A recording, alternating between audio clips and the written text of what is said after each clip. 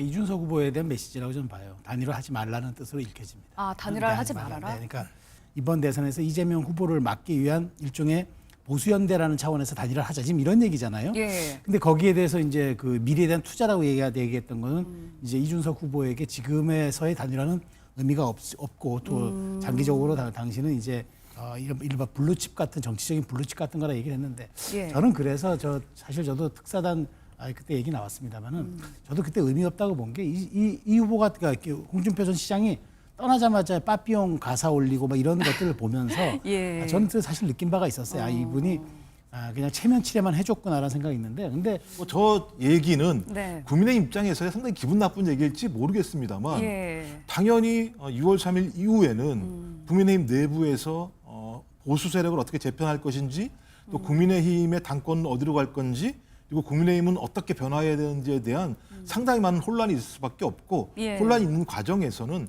합종 연행은 당연한 거겠죠. 저는 합종 연행을 위한 사전적 호석이라는 생각이 들어서 예. 실질적으로 제가 여기서 매번 나와서 말씀드립니다만 네. 국민의힘의 지금 대선 선거운동은 대선 선거운동이 아니라 예. 사전 당권 선거운동이라고 말씀드렸던 것처럼 앞서서 이제 저희가 단일화 얘기를 좀 쭉 하고 있었는데 갑자기 좀 소식이 들어온 게 홍준표 전 시장이 이준석 후보에 대해서 약간 지지를 하는 건가? 이런 생각이 들 것 같은 얘기를 꺼냈거든요. 이준석 후보에 대해서는 사표가 아니라 미래에 대한 투자다. 이런 표현을 한 것은 어떻게 좀 해석을 해야 될까요? 뭐 이미 예견된 것 아닌가요?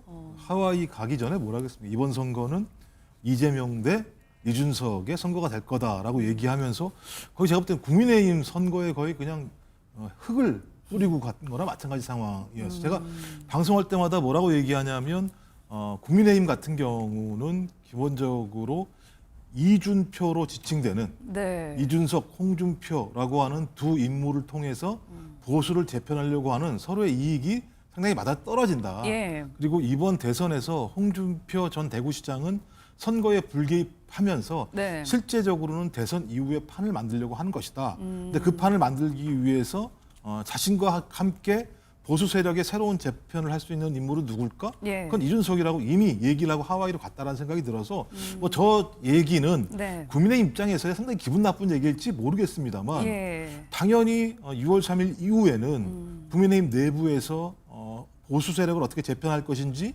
또 국민의힘의 당권은 어디로 갈 건지 그리고 국민의힘은 어떻게 변화해야 되는지에 대한 상당히 많은 혼란이 있을 수밖에 없고 예. 혼란이 있는 과정에서는 합종 연행은 당연한 거겠죠. 저는 합종 연행을 위한 사전적 호석이라는 생각이 들어서 예. 실질적으로 제가 여기서 매번 나와서 말씀드립니다만 네. 국민의힘의 지금 대선 선거운동은 대선 선거운동이 아니라 예. 사전 당권 선거운동이라고 말씀드렸던 것처럼 저는 그런 흐름으로 좀 흘러가고 있는 것이 아닌가라는 생각이 듭니다.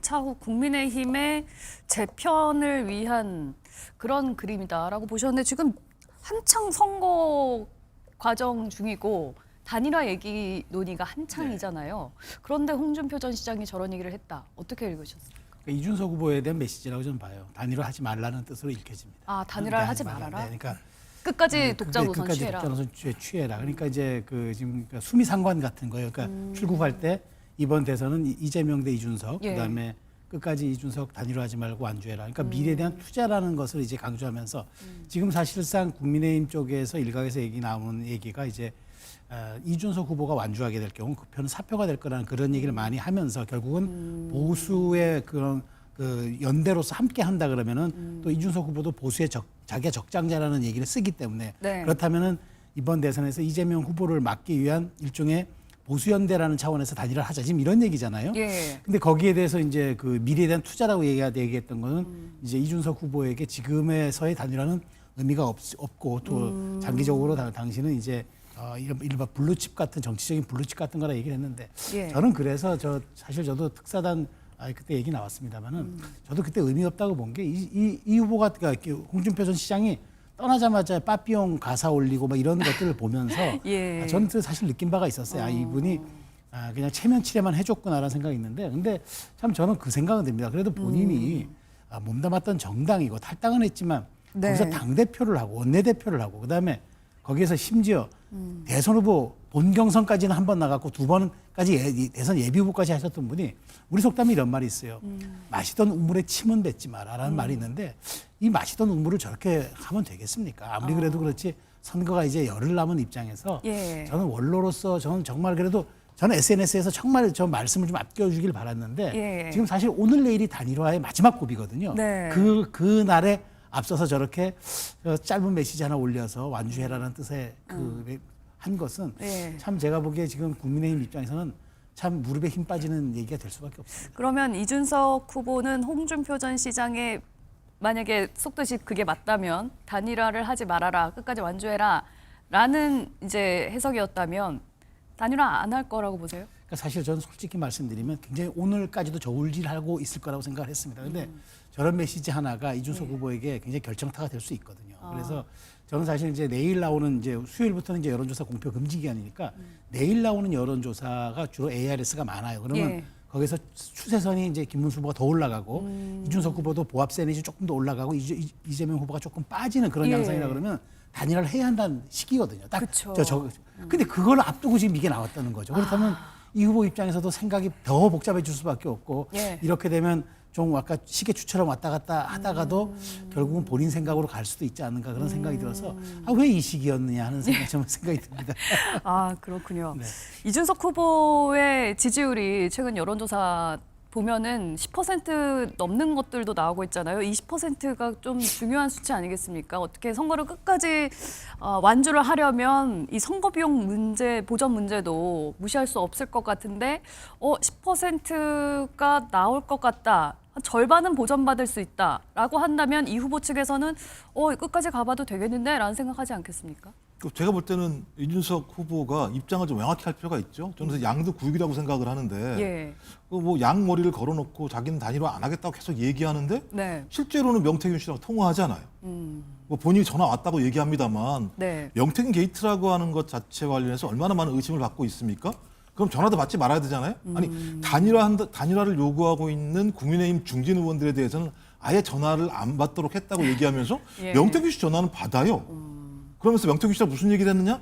잘 기억은 안 나는데 단일화 얘기를 명태균 씨가 했다는 거예요. 예. 전 그렇다면 어떤 형태로든지 명태균 씨가 이준석 후보에게 단일화를 조언했다라고 하는 것, 전 이게 어떤 이야기인가라고 하는 부분에 대한 본인의 설명이 필요하다는 생각이 들어서 예. 여전히 이준석 후보는 아까 말씀하신 것처럼 양손에 떡을 들고 있다. 단일화를 할 수도 있고 단일화를 안 할 수도 있다는 생각이 드는데 일단 이준석 후보는 2등이 아니에요. 3등 후보입니다. 예. 3등 후보이기 때문에 지금 표가 모자른 상황이에요. 네. 단일화의 수혜는 누가 보느냐? 2위가 볼 수밖에 없습니다. 예. 3위는 거기에 따른 이익을 나누는 거거든요. 그래서 국민의힘 같은 경우 친윤 측에서 당권 줄게 얘기한 네. 거고 예. 또 김문수 후보는 직접 나와서 총리 줄게 얘기하는 거예요. 예. 후보만 김문수 후보를 만들어주면 뭐든지 다 줄게라고 얘기하는 거거든요. 근데 문제는 네. 한번 쫓겨난 적 있잖아요.